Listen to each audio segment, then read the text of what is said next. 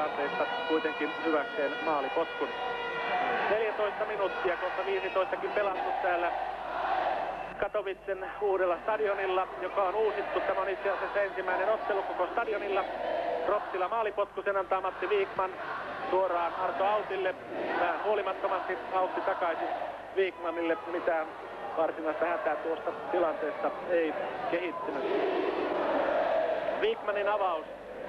Sitten puolalaisen kenttäpuoliskolle pallon ottaa Miikka Tolvanen oikeaan laitaan Ari Tegelbergille, hyvä syöttö. Tegelbergin keskitys tulee, Tauriainen puskee, Joikko torjuu alanurkasta, Ropsilla tilanne jatkuu, Tauriainen pitää palloa, keskitys tulee, Karila tekee 1-0 Rovaniemen Palloseuralle.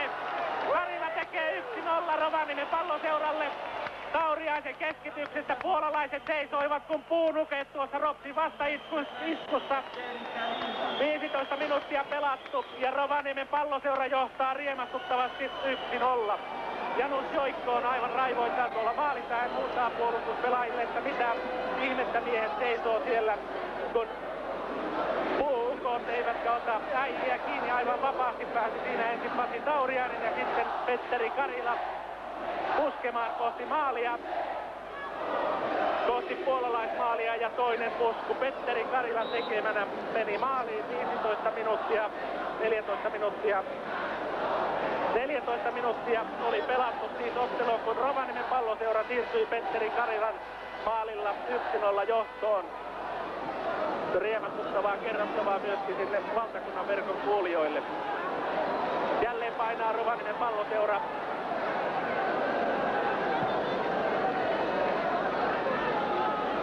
Hyvin tilanteen tuonne puolalaisen kenttäpuoliskolle, hommaa itselleen sivureja heiton heittämään Miikka Tolvanen. Vaarallinen paikka on tuo ehdottomasti ja tämä on kyllä puolalaisten viimeinen tasoitusmahdollisuus. Niin paljon yliaikaa ei voi olla. Navrotski ja Kubistal vierekkäin oikeaan laitaan Hauadinille annetaan tuo vapaapotku. Häntä peittää Autti hyvin. Hauadinin keskityksen katkaisee Arto Autti. Pallo ei menee sivurajasta yli ja puolalaisille sivureja heitto. Heittämään menee Navrotski. Joukkueen kapteeni heittää alaspäin Sesikille. Aikaa kuluu jälleen. Sesikin keskitys. Puskee Vias, puskee Väljämille vesille, Ilola suojaa palloa, ei päästä Kupistalia palloon, antaa Danklille, Dankli vetää kuitenkin pallon suoraan puolalaiselle, Ilola tulee hätiin, ampuu päin Viasia ja hoitelee Ropsille siitä sivureja heiton. Puolalaiset saavat tuosta sivureja heiton.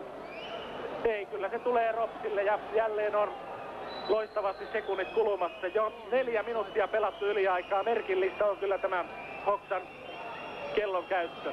Dankli saa pallon, heiton jälkeen puskee sen puolalaisten kenttäpuoliskolle ja sivurajasta yli. Ja näin puolalaisille sivurejaheitto. Andrzej Lesak saa pallon heitosta. Pystysyöttö tulee suoraan Niemisen päähän. Nieminen puskee Tauriaiselle. Tauriainen Kalliolle viereensä. Sitten oikeaan laitaan Tegelbergille. Rops pitää vaan palloa. Tegelberg pitää palloa, huijaa siinä puolalaista, lähtee etenemään kohti päätyrajaa. Häntä pidetään kiinni ja tuosta on pakko tulla vapaapotku. Aivan oikein. Ropsille vapaapotku tuolta oikeasta reunasta. Ja Ropsilla ei luonnollisesti ole mitään kiirettä sitä antaa, mutta merkillistä on kyllä Hoksan kellon käyttö. Nyt on kohta pelattu jo 5 minuuttia yli aikaa.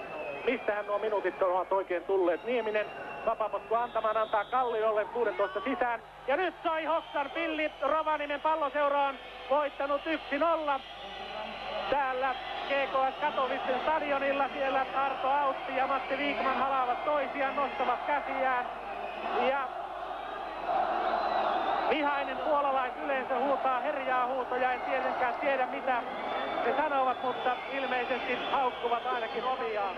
Ja Brian Doylea tietysti kommentoimaan tätä tilannetta. Jotain viestejä minulle ollaan tästä antamassa ikkunan kautta.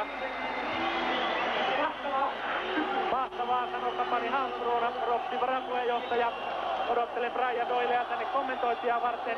Ropsin kannattajat vilkuttavat villisti lippujaan. Ropsilaiset tulevat sieltä ikionnellisina kentältä pois. puistavat siellä käsiään, vilkuttavat yleisölle. Yleisö taputtaa Rovaniemen Palloseudulle, ruotsilaiset lähtevät kunniakierrokselle. Yleisö taputtaa, antaa ansaitut aplodit Rovaniemen Palloseuran loistavalle taktiselle voitolle tässä ottelussa. Puolalaiset saivat pitää rauhassa palloa, tuoda se 16 rajalle ja sen jälkeen ruotsilaiset ottivat pallon pois, järjestivät vaarallisia vastahyökkäyksiä.